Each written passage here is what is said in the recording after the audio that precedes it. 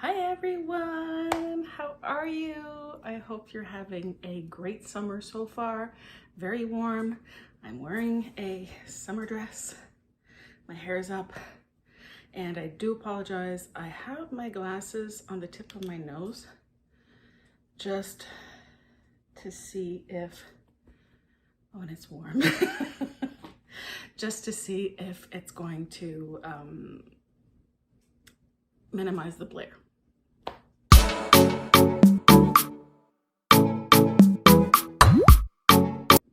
You to see. Wow. I apparently just cleaned my glasses. It's all smeared. So anyway, I'll keep them closed. I might have to wear them for this. But yes, this is my mid-year book freakout tag. I saw a bunch of people doing this online and I thought, okay, I definitely want to do that. So let's get into the questions. So the first one is the best book so far this year. So I'm going to be including every title from January 1st to June 30th, which for me was yesterday. For you was 2 days ago. Yes, I know. I'm planning on filming, editing, uploading all the things between now and Sunday. So yay. Oh, and I do apologize. I didn't take the time to finish my nails. The best book so far, I cheated with because I couldn't decide. Here's how I rate books. If they were terrible, horrible, they might get a 1 star, they might get a 0 star. If it's a 2, then it was terrible, but it still had some things that could have potentially redeemed it, like some things that I may have, like is a strong word, I may have appreciated, but the whole book was a stinker for me. Number 3 is the book was okay. It was okay. I liked it. It was okay. A 4 star is, oh my gosh, I loved it. A 5 star, a book star. 5 star is one that to me is perfect. Like it was everything that I could have possibly wanted in a book. And a 6 star. So those I only reserve for the books that moved me to tears. And I don't mean just like, oh. No, I mean like ugly cry with the snot and the whole face thing, okay? That to me is a 6 star. Or one that just, that will live permanently inside me and will never go away. That's a 6 star. I have 3 books in my 6 star. I'll show them in order of when I read them. Okay, so the first one, I read this in February. I thought it was funny, clever. Huh? This book,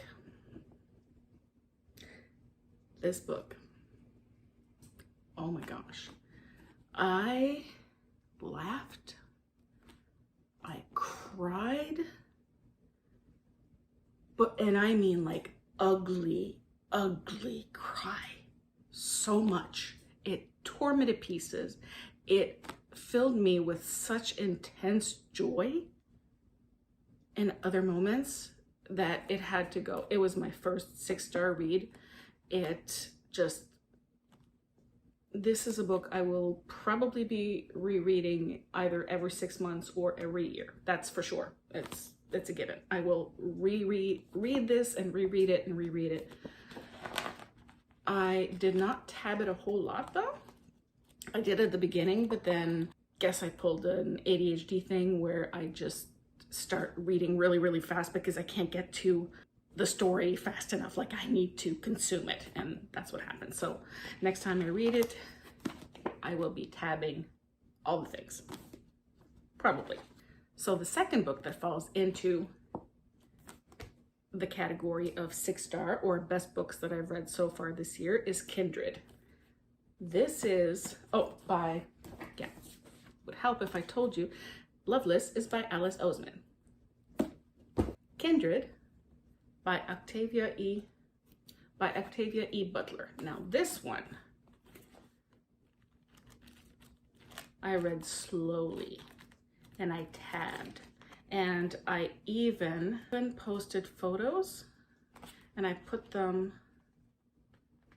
yep, like this.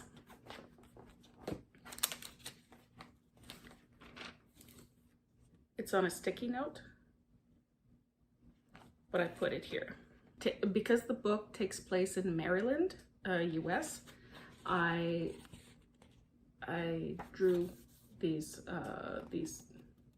black-eyed Susans that are, I think that's like the state's flower, because I just had to. I don't usually do this in my books, but this book, I needed to own it and to just, oh, I loved it so much. Loved it so much. And this was kind of the flowers, putting the flowers in there was my way of thanking Octavia E. Butler for the beautiful story that she wrote. And I will reread this very often because, oh my gosh, oh, yes, I cried. There was some things that were kind of brutal to hear as an able-bodied white woman presenting. Yeah, some things were brutal, but necessary. You know, like everybody should read books like these. I absolutely loved this book. It just, yeah, it changed me. And this one, I took my time, which is why I tabbed it. I knew that I would need to, you know, take a step back and to really appreciate not only the writing is gorgeous, but the story itself. It's beautiful. If you've never read this, great recommendation. And the third one I finished 2 days ago, I think. This Is How You Lose the Time War by Amal El-Mutar and Max Gladstone. Now listen.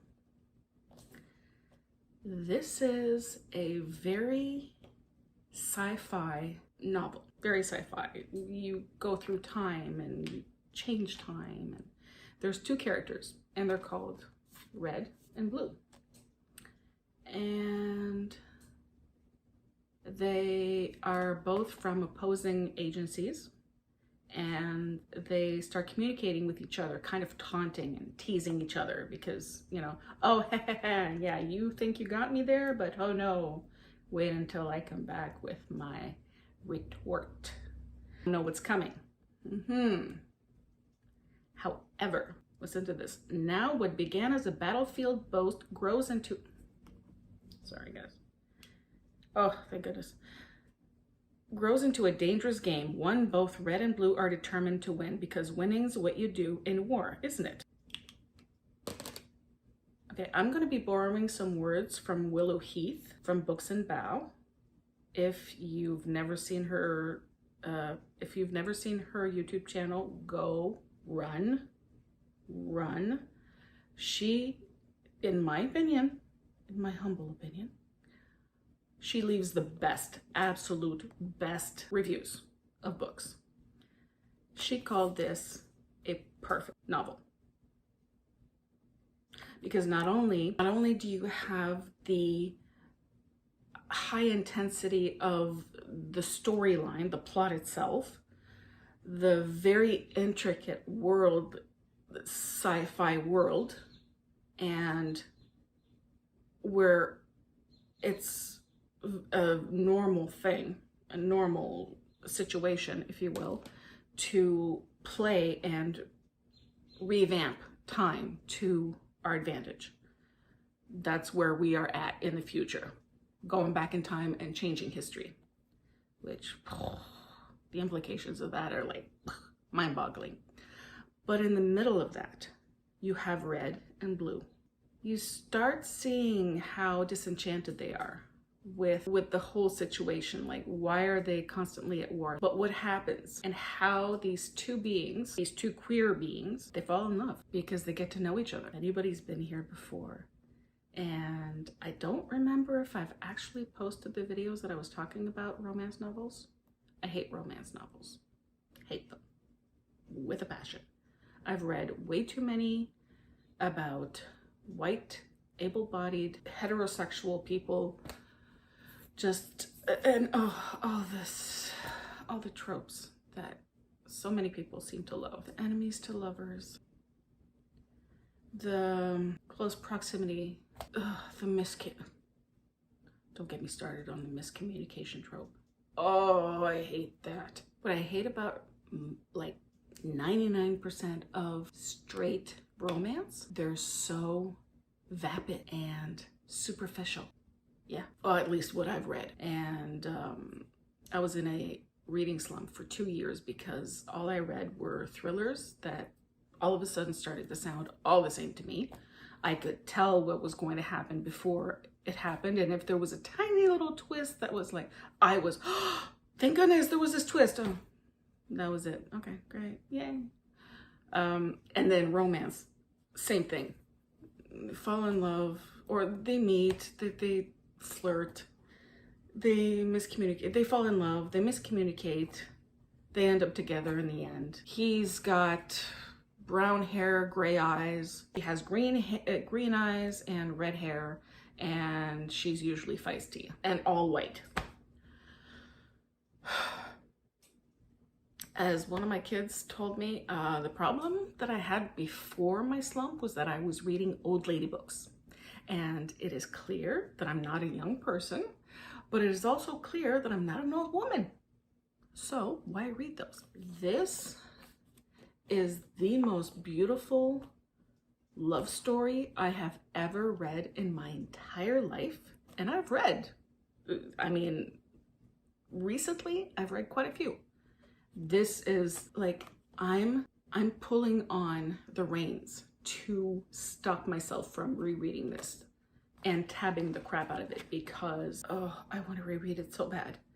But I'm going to be reading a few more books before I reread, just so that I don't want to get sick of the book, you know, because I just finished it. But oh my gosh. Anyway, I completely agree with Willow. This is a perfect novel. I absolutely loved every second of this book, and I teared up on the first read because I was listening to the book while working. So I was a little distracted in both. But when I reread this, I already know I'm going to bawl my eyes out for most of the book. So it will destroy me. And I'm okay with that. Okay, so those were my 3 sheets. These were the best books that I've read so far this year, from January 2023 to June 30th, 2023. Okay, now for the best sequel. So that's question number 2, the best sequel that I've read so far. And that is kind of easy because I read Defect by Nino Cipri, which is a sequel to Finna. Now I'm hoping that I'll be able to either show you a picture here or a picture in between. I'm not 100% sure how I'm going to be able to do this. That was one sequel. And I know there's another sequel somewhere. Anyway, the other one is Good Girl, Bad Blood by Holly Jackson. But the best sequel that I read, in my opinion, Heartstopper Volume 2 by Alice Oseman. Oh my goodness. Nick and Charlie are, I'm reading you the blurb at the back. Nick and Charlie are best friends, but one spontaneous kiss has changed everything. In the aftermath, Charlie thinks that he's made a horrible mistake and ruined his friendship with Nick. But Nick is more confused than ever. Love works in surprising ways, and Nick comes to see the world from a new perspective. He discovers all sorts of things about his friends, his family, and himself. Oh, this is good romance. This is a graphic novel, and it has, these characters are two-dimensional, like you can see them two-dimensionally, but they have more depth, more character, they feel more real to me than any of those others that I was telling you about, those vapid, able-bodied, neurotypical white people. I prefer queer anything now. For the new releases that I want to read this year, and they're in no particular order, I just heard about them, heard people reviewing, spoiler-free, reviewed them, and I thought, oh, I need to read those. So there is Silver Nitrate by Sylvia Moreno Garcia, Camp Damascus by Chuck Tingle. Sounds really good.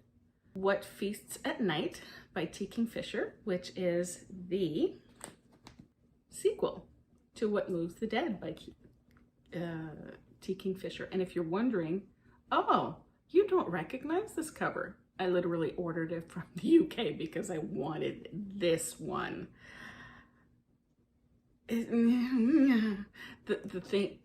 The part I love about this is because it comes out of a person's skin, and it just, I've discovered that I love this kind of horror, and kind of freaks me out, and I like that. Then there is Night of the Living Queer, that one is from a whole bunch of authors. I didn't write down the authors' names, but it just sounds so much fun. Then there's two more books. There is Everything the Darkness Eats by Eric LaRocca, which is going to be their first full novel, which I'm very excited about. And then finally, the sequel to, did I not bring it down? Oh, there it is. I'm blind. Of course I am. The sequel to Legends and Lattes, Bookshops and Bone Dust by Travis Baldry. Okay, now I combined questions 3 and 4, which are new releases that I want to read, and the most anticipated release for the second half of the year. I just lumped them both together.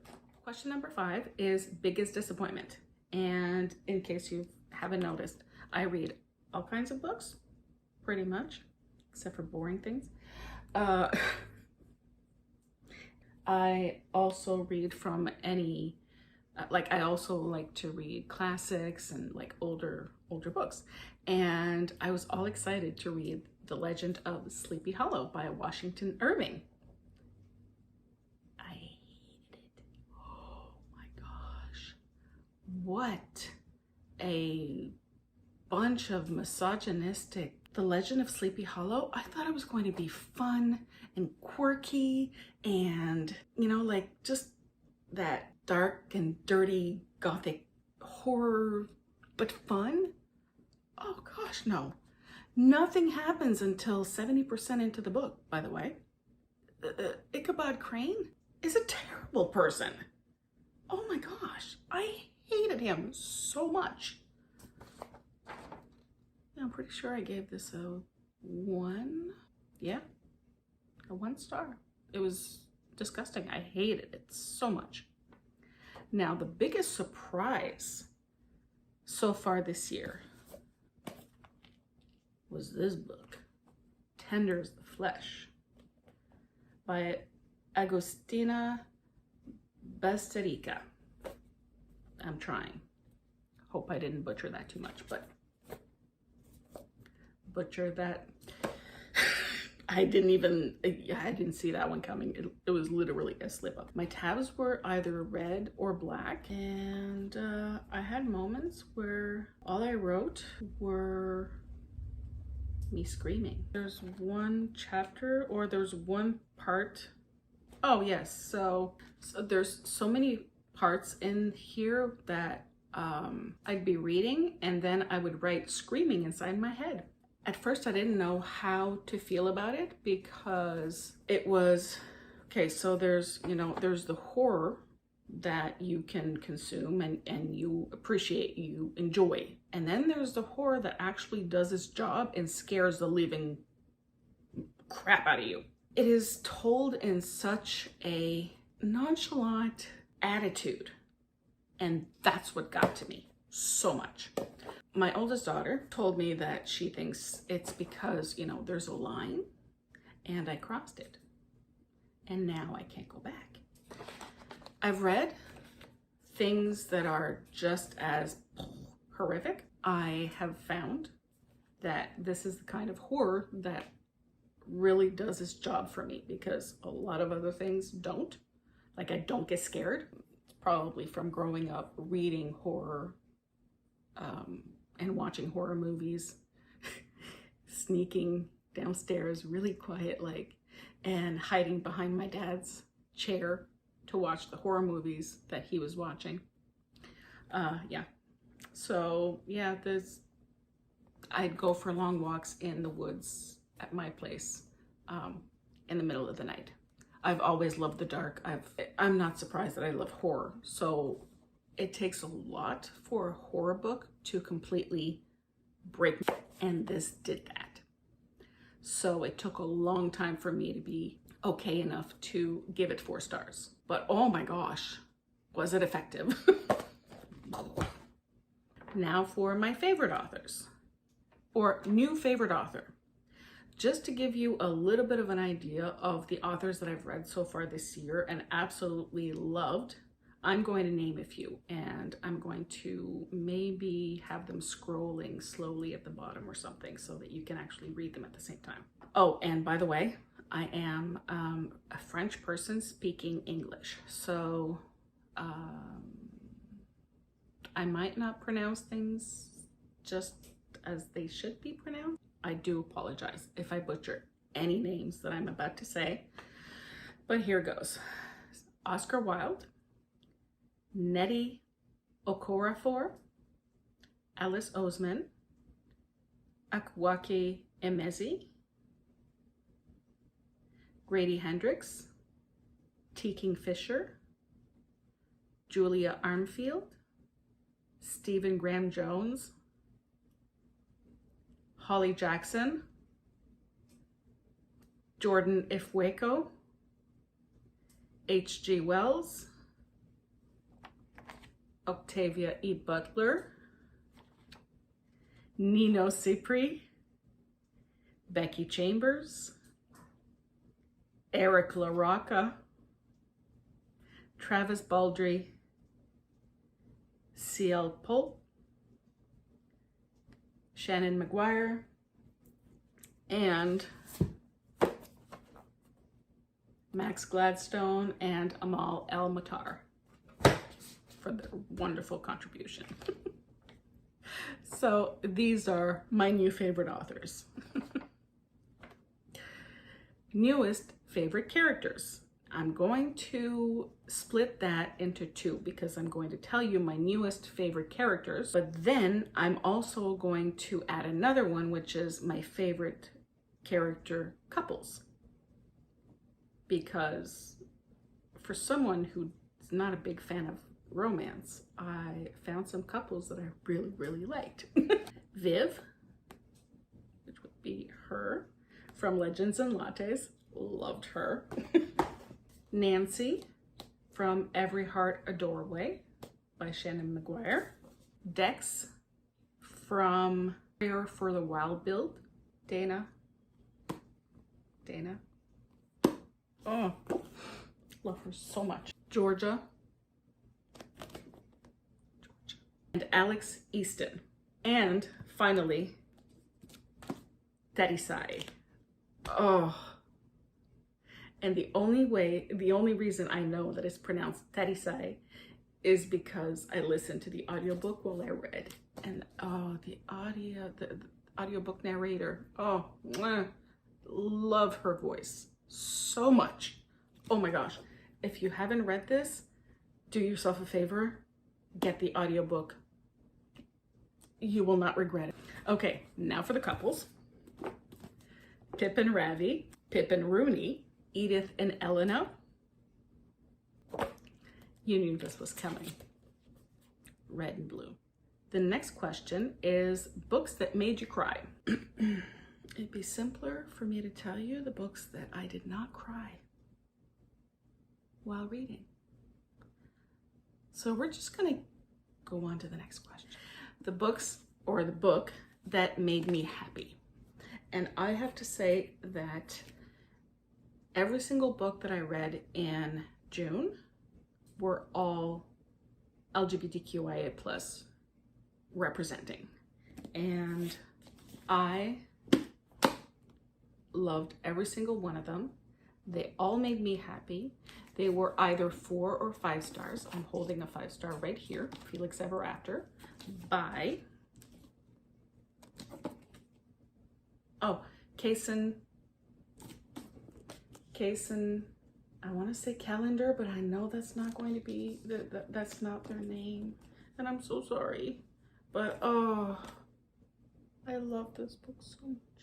And yes, they all made me so happy.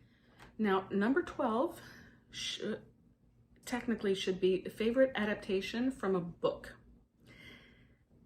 I guess I can answer this, but it's going to be something older because currently I haven't been, anything that I've watched that was based on a book, I haven't read the book, so I can't really do that.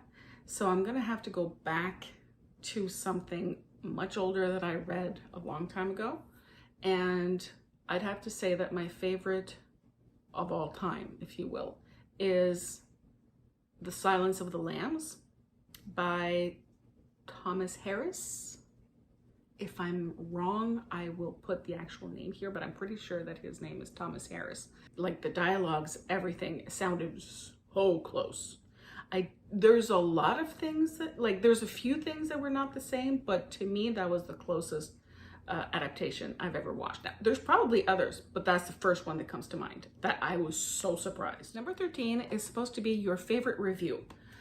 I have a really hard time writing reviews. I wish I could be as eloquent as Willow. She is so good at doing reviews and to breaking things down and just, I have a lot of ideas of why I love certain books, but to actually express them well, I'm not so great at. Probably because of that whole language thing. I think in both French and English at the exact same time. Tell you the quote that I read on a book that I absolutely loved. And that is,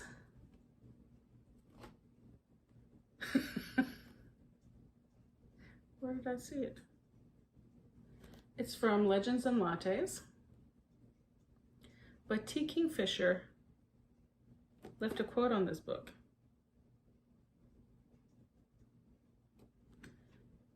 And she said, oh, maybe it's somewhere else, but I could have swore it was on here.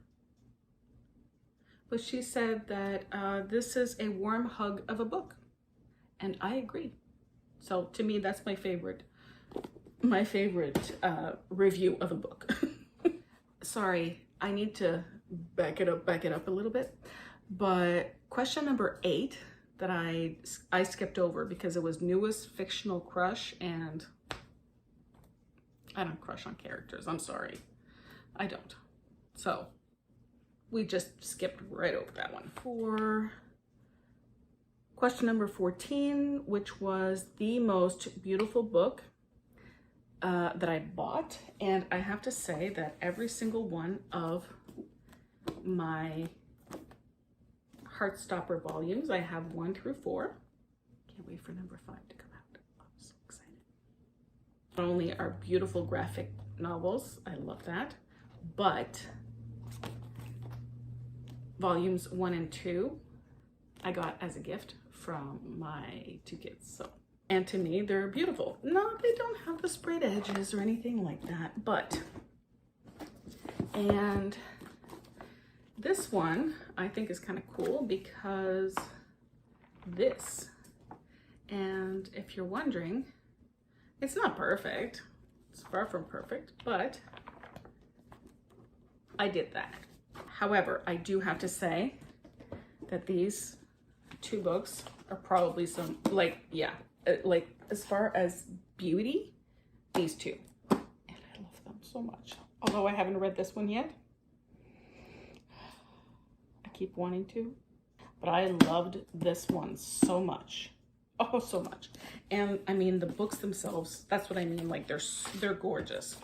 Like, this is Redemptor with, like, oh, and like there's yellow inside, and I'm thinking of doing the edges in the same yellow so that it's a beautiful contrast between the yellow and the purple. And this one has the red. I don't know if I do the red, or I might just, might give them the gilded edges. I haven't decided yet what I'm going to do, but like, come on, they're beautiful.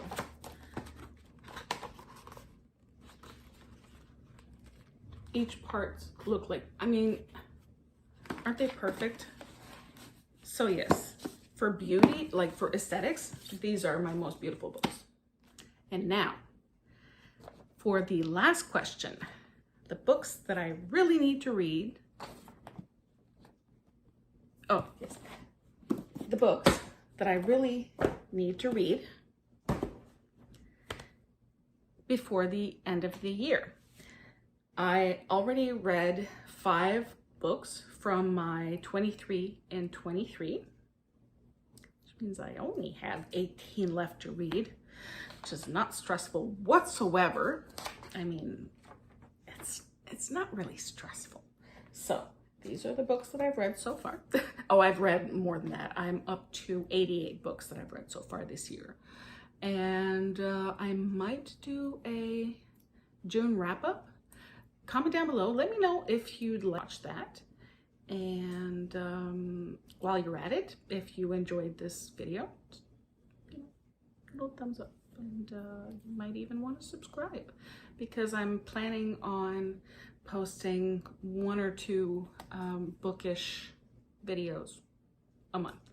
So I'm not committing to anything, but I really enjoy, I've become a voracious reader now, after a 2-year slump, which was terrible. But yeah, so having said that, I am going to tell you all about the books that I intend on reading for the rest of the year. Now, here are the ones that I have on my e-reader, my Kobo. And that would be Slaughterhouse-Five by Kurt Vonnegut Jr. The Exorcist by William Peter Blatty. No Longer Human. Now, I've seen it written 2 ways. I'm going to say it Osamu Dazai. I've seen it as Dazai Osamu. I'm not sure which one. Okay, and the rest are all physical books.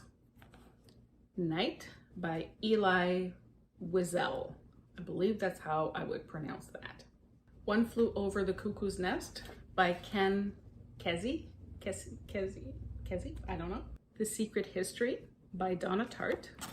There's Elazzo, that I forgot, by Darcy Little Badger. And I'm sure I'm not saying the name correctly, because now that I think of it, I have it on audiobook and I'm pretty sure that it's not pronounced that way. The next physical book, all the rest should be from my physical TBR. Vita Nostra by Marina and Sergei Dyachenko. The Book Eaters by Sunyi Dean. Can't wait to read this one. I can't wait to read any of these. The dark academia books, a lot of these, and science fiction, just by the way, the 23 and 23 reads that I have, the reason that I have them on my list, a lot of them anyway, are thanks to The Plant-Based Bride, Quinn's Ideas, and Wendy Goon. 3 YouTubers, 3 wonderful YouTubers. a lot of these recommendations come from any of them, and I thank them profusely because just hearing their excitement or their reviews on these books got me excited about reading again. And it's thanks to them that I've started reading now. The next book, The Weight of Blood by Tiffany D. Jackson. This is supposed to be like Uneasy Lies the Head That Wears the Tiara. This is supposed to be like a Carrie retelling, Carrie by Stephen King, retelling, but from a BIPOC author and character's point of view. So I can't wait. Project Hail Mary by, Project Hail Mary by Andy Weir. Very excited. And so I do have a bunch of books that I'm either rereading or I started in June, but I really wanted to take my time to read, and but I also wanted to read as many titles, LGBTQIA plus titles for the Queer Readathon that I was participating in. And I'm sure that some of the titles probably qualified for some of the other boxes. However, I wanted to read a different book for each prompt, so 16 books. All this to say that the books that I started but didn't finish, like Freshwater by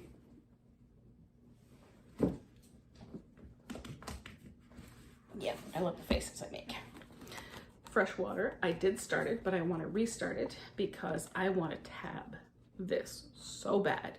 I already started a few of them, but I really want to take my time to read it, and I feel like I rushed it just for the readathon. So I switched books and chose a different one because I want to restart it and really take my time to read it.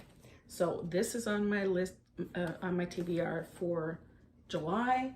So, and then after that, I have a few more books that I want to read or reread in January. But then after that, I said January, didn't I? In July. And then once I've reread these books, which I'm planning on doing quite a lot of that this weekend, it's the long Canada Day weekend for us in Canada.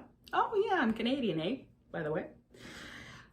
However, after all that is said, I'm going to start my Sci-Fi July. And this is sci-fi. So this is not only on my 23 and 23, but I'll be able to read it in July. So I'm pretty excited. Then I have, did I not? Yeah, so this is the next one, Catherine House by Elizabeth Thomas. Very excited about reading that. Bunny, which is going to mess up my camera, probably. I'm gonna turn gray now because this is a very pink book. I believe this is the UK cover. I have the Atlas 6 and I can't wait to read it because a lot of people said that what they hated about this book was how pretentious it was, and I can't wait to read about pretentious school academic people. Very excited about that. Oh, I have another one that I forgot to tell you about, and it is called Arsène Lupin, Gentleman Cambrioleur, par Maurice Leblanc. And if none of you understood that, that's Arsène Lupin, Gentleman Thief by Maurice Leblanc. Children of Time by Adrian Tchaikovsky.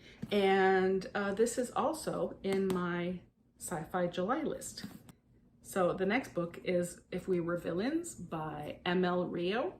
I'm very excited about this book, not only because I got it from my kiddo for Christmas, but I'm also doing this yearly bingo card, and there's different categories. If you want a video on those, the ones I've already read, or even how I did this, you can just let me know. Comment down below, let me know. and that'll give me some ideas of future videos to do. But one of the prompts on this bingo card is find a book or read a book that only has 2 colors. This is the only one that qualifies. And finally, no, I haven't read this. And I've heard people call this by 2 different names. Some people say Babel, some people say Babel. I liked Babel, but apparently it's not Babel. But let's call it Babel. Babel by R.F. Kuang. I did start reading this a while ago, and I was listening to it while I was working, but then all of a sudden, like, I had to take a step back because it was getting really good and I really wanted to start tabbing it, so I stopped reading.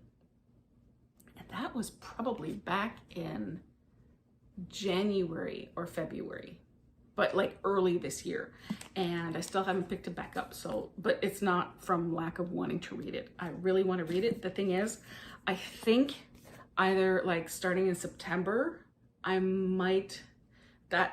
September might be the start of like my dark academia month. And that's another thing that I'm doing. I'm choosing a genre, or like a theme, if you will, per month.